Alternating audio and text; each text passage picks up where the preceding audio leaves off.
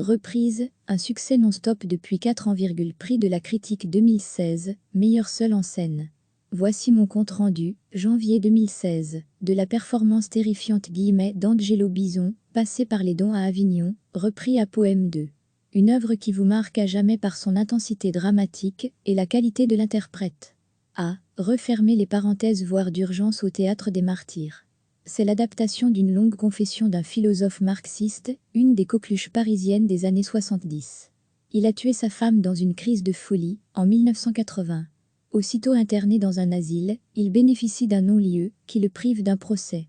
Quand il sort, 2 ans plus tard, il regrette l'absence de procès qui lui aurait permis d'être responsable de sa vie face à des jurés et de retrouver son identité.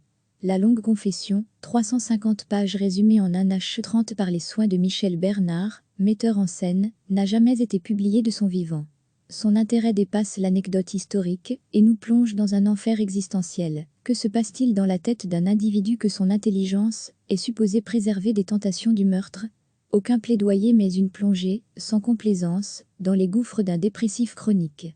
Pourquoi a-t-il tué Hélène, la femme qu'il avait sauvée d'une incapacité à nouer une relation physique avec les femmes? Aucune réponse puisque de son acte, il n'aperçoit que le résultat, la mort d'un être aimé sans en expliquer la cause immédiate. Mais les étapes de cette folie meurtrière sont décrites avec une précision clinique, de la mère abusive à la relation ambiguë à Hélène, mélange d'attraction et de répulsion, avec les cruautés répugnantes infligées à la victime et les séjours en hôpital psychiatrique, à une époque où on croyait guérir les dépressifs chroniques par électrochoc. Angelo Bison interprétant Althusser est au sommet de ses capacités scéniques. Il doit défendre un personnage peu sympathique, incarner un fou sans tomber dans la caricature ou l'emphase d'un plaidoyer de cour d'assises.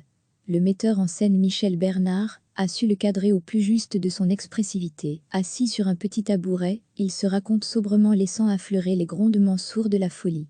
Son visage, intense, douloureux, inquiétant nous fait passer par toutes les couleurs de l'émotion. On se souvient du splendide solo de Dirk Roufftouflet tradé en début d'année, racontant l'amour fou d'un couple fusionnel, André Gore et sa femme, 58 ans de passion continue, s'achevant dans un suicide à 2. Un amour éblouissant, hors de portée du commun des mortels. L'avenir dure longtemps, c'est la face sombre, terrifiante de ce même amour, quand il repose sur un déséquilibre, un malentendu, une folie qui le fait naviguer au bord du volcan. L'avenir dure longtemps d'après Louis Althusser. Reprise au théâtre des martyrs, jusqu'au 16 février. Christian Jade, RTBF.be